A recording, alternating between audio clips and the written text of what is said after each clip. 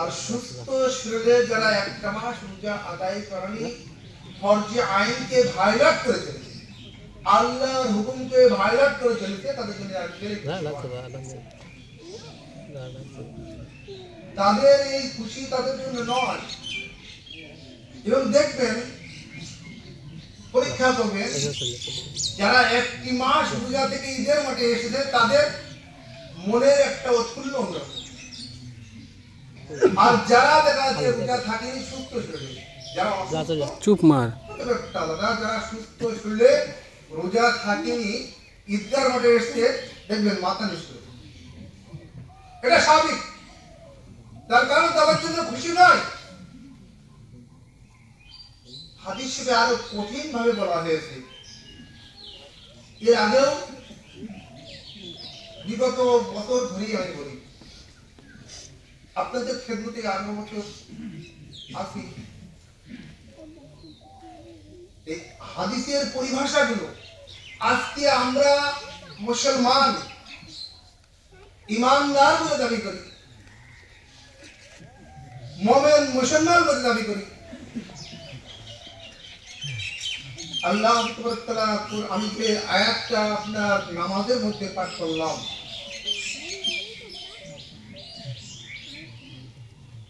যে আয়াতটা পাঠ করলাম নামাজের মধ্যে, ইন্নাল্লাযীনা ক্বালু রাব্বুনাল্লাহ সুম্মা ইসতাকামু তাতানাজ্জালু মালায়েকাতুল্লাহ আল্লাহ তাআলা তাহতামু, ইন্নাল্লাযীনা ক্বালু রাব্বুনাল্লাহ, নিশ্চয় যারা প্রভুকে প্রভু বলে মেনে নিয়েছে, আল্লাহকে আল্লাহ বলে মেনে নিয়েছে, সুম্মা ইসতাকামু, এবং তার উপরে ইস্তিকামাত আছে।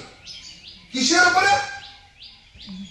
আল্লাহকে আল্লাহ বলে মেনে নেওয়ার পরে, নবীকে নবী বলে মেনে নেওয়ার পরে, কোরআন মেনে নেওয়ার পরে, কিয়ামত হবে মেনে নেওয়ার পরে, তার ভিতরে ঈমান আসলো, ঈমান আসলো।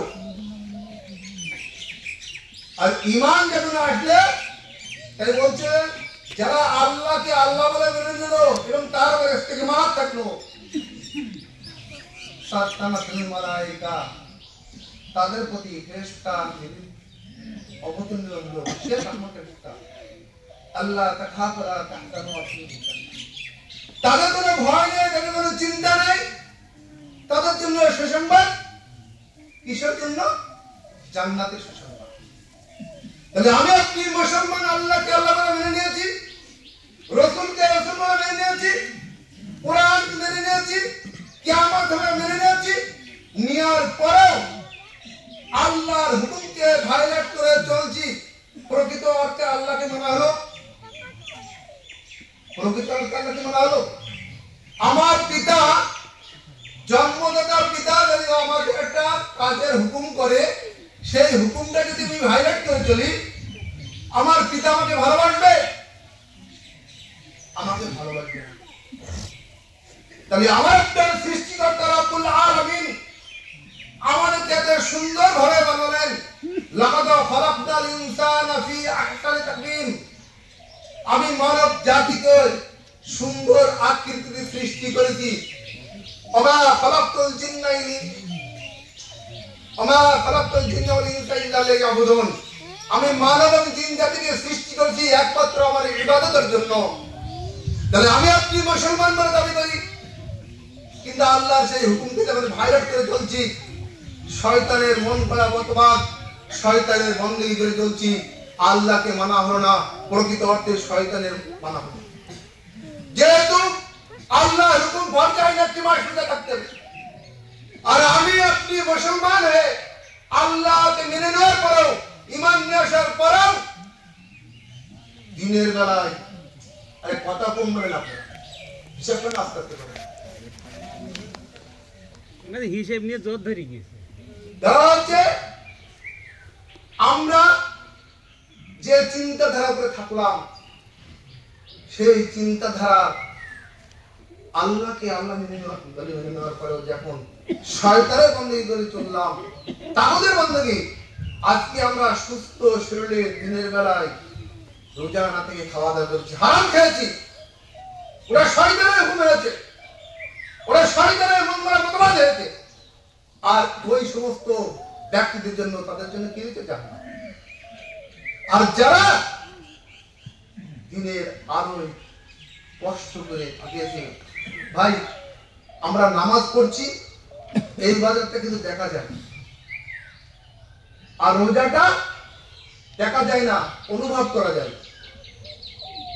এই রোজাটা দেখা যায় না, নামাজটা দেখা যায়, হজ দেখা যায়, যাকাত দেখা যায়, আর রোজাটা কিন্তু অনুভব করা যায়, দেখা যায় না। ময়দানে মাহশারে আল্লাহ তাবারক তাআলা এই দুনিয়ার মানুষের এরকম দেখতে পায় না ইবাদতটা। ময়দানে মাহশারে আল্লাহ তাবারক তাআলা প্রকৃত রোজাদার ব্যক্তিদেরকে ওইরকম গোপনে গোপনে আগে আপনার দয়ার জান্নাতে দেবেন। সুবহানাল্লাহ, সুবহানাল্লাহ। যদি আমরা প্রকৃত রোজাদার হতে পারি, 16 কলায় পরিপূর্ণভাবে রোজাটা থেকে আদায় করতে পারি। আর রোজা থেকে যদি চিটিংবাজি করে থাকি, ফেরতবাজি করে থাকি, ধাপ্পাবাজি করে থাকি, রোজা থেকে যদি পরের মাল চুরি করে নিয়ে সেদিন ইফতার করে থাকি, তাহলে আমাদের শুকর ধরা কোনো উপায় হবে? আমাদের শুকর ধরা কোনো উপায় হবে না। রোজা থেকে যদি হক তলবি করে ফেলি, রোজা থেকে যদি অশ্লীল কথাবার্তা বলে থাকি, রোজা থেকে যদি আমার যে হক আছে, আমার স্ত্রীর প্রতি আমার হক আছে, আমার পিতার প্রতি আমার হক আছে, আমার মাতার প্রতি আমার হক আছে, আমার সন্তানের প্রতি আমার হক আছে, আমার ভাইয়ের প্রতি আমার হক আছে, কিন্তু আমি একজন রোজাদার ব্যক্তি, আমি একজন নামাজি মুসল্লি ব্যক্তি, আমার হকটা তলবি হয়ে গেল, আমার ভাইয়ের প্রতি সে হকটা আদায় হলো না, আমার সন্তানের, আমার মায়ের প্রতি।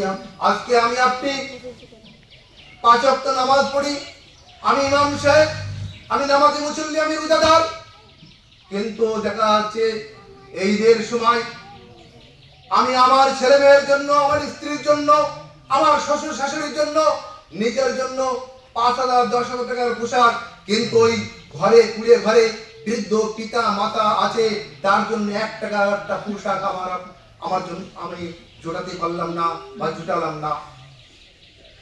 কাল কিয়ামতের ময়দানে আপনি যত বড় নামাজি হন, যত বড় রোজাদার হন, যত বড় হাজি সাহেব হন না কেন, কাল কিয়ামতের ময়দানে আপনার পাকড়া হতে হবে। এটা হক তলবি হয়ে গেল।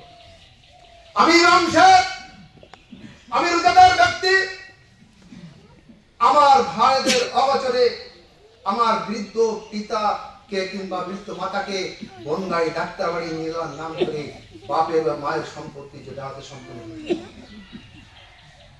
সম্পূর্ণ যখন দেখলাম, আর এই পরিবেশ পরিস্থিতিতে যদি আমার মনটা হয়ে যায়, স্বয়ং খানায় কাবার যদি ইমাম আমার জানাজা পড়ায়, তবুও কোনোদিনের জন্য মাফ হবে না, হবে না, হবে না, যেহেতু একটা হক তলবি হয়ে গেছে। শুধু এগুলো নাই, আমি দেখা যাচ্ছে একজন নামাজি ব্যক্তি, আমার বাড়ির একটা পোষা বিড়াল, পোষা কুকুর কিংবা বাড়ির একটা চাষের গরু সারাদিন পরিশ্রম করার পরে বেলা 12টা পর্যন্ত সে আমার খেতে নামাজ উঠলো। আমি একজন নামাজি ব্যক্তি, ইমাম সাহেব ব্যক্তি, মহানসের ব্যক্তি, রোজাদার ব্যক্তি, ওই গরুটার প্রতি যে হক আছে, আমার ক্ষেত মজুরি সে কাজ করে দিল, করে দেওয়ার পরে আমি তাকে সেবা শুশ্রূষা করলাম না, আর এই চৈত মাসের মধ্যে আপনার ফাঁকা পানি বেঁধে রাখলাম, এটাও হক তলবি হয়ে গেল। তার পানি পেশা লাগলো, সে যদি একবার তার মাতৃভাষায়, তার ভাষায় একবার আল্লাহর দরবারে ফরিয়াদ করে, আয় রব্বি আল্লাহ, আমার মনিব আমাকে পরিশ্রম করে নেয়, কিন্তু আমার এখন পানি তৃষ্ণায় করে যারা ফেটে যাচ্ছে, আমার মনিব আমাকে খেয়াল করে না। আমি যত ইমাম সাহেব হই না কেন, আমি যত হাজি সাহেব হই না কেন, আমি যত রোজাদার নামাজি মুসল্লি হয়ে গেল, কাল কিয়ামতের ময়দানে আমার আপনার পাকড়াও হবে। তা ভাই, আমরা যারা রোজা ছিলাম, যারা নামাজ পড়ি, নামাজের সাথে সাথে শুধু কালমা, নামাজ, রোজা, যাকাত, হজ এটা ইসলামের গণ্ডি নয়। ইসলামের ব্যবসাতে অনেক এরিয়া নিয়ে শুধু নামাজ, রোজা, যাকাত, হজের মধ্যে শান্তি হবে না। আজকে সমাজনীতি, রাষ্ট্রনীতি, আজকে আমাদের পরিবেশ পরিস্থিতি দেখেন, সারা বিশ্বের থেকে লক্ষ্য করে দেখেন, মুসলিমরা কি নির্যাতিত, নিষ্পেষিত, নিপীড়িত। কারণ এদের ভিতরে সে চেতনা নেই, শিক্ষা নেই।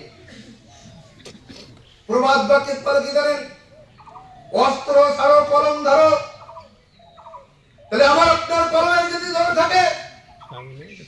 এবং সেই সাথে যদি ইমানি জজ্বা থাকে, পৃথিবীর কোন শক্তির ক্ষমতা নেই আমাদেরকে একটা পশমের ক্ষতি করে। আমাদের ইমানি জজ্বাও নেই, আমাদের কলমের শক্তিও নেই। যে জাতির শিক্ষা নেই সে জাতি এমনি মার খায়। শিক্ষা নেই চেতনা, চেতনা মানে বিপ্লব, বিপ্লব মানে মুক্তি।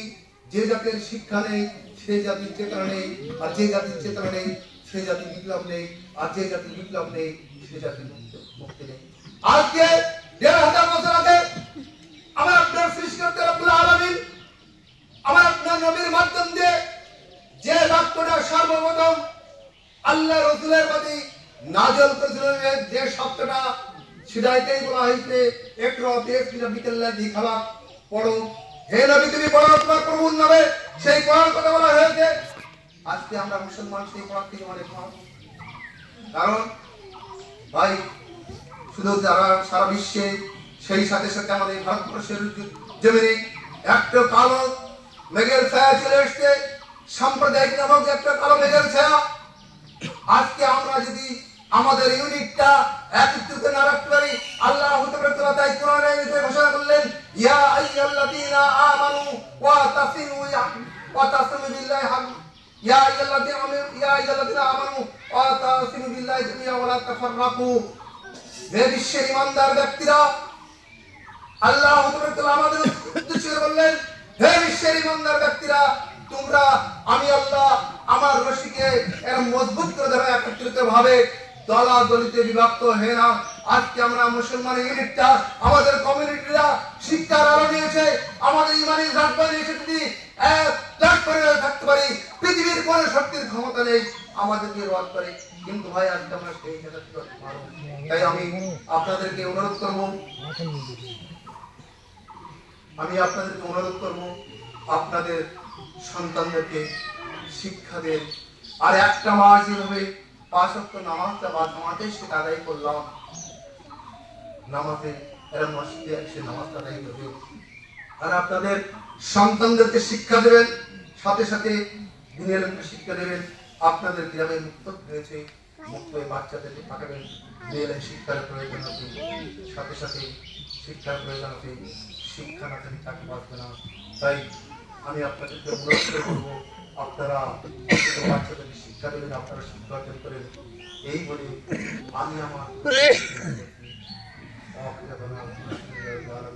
এবং আমরা যারা করতে পারি ভাই, আল্লাহ করে যেন ৮০ বছর হায়াতে বাঁচিয়ে রেখে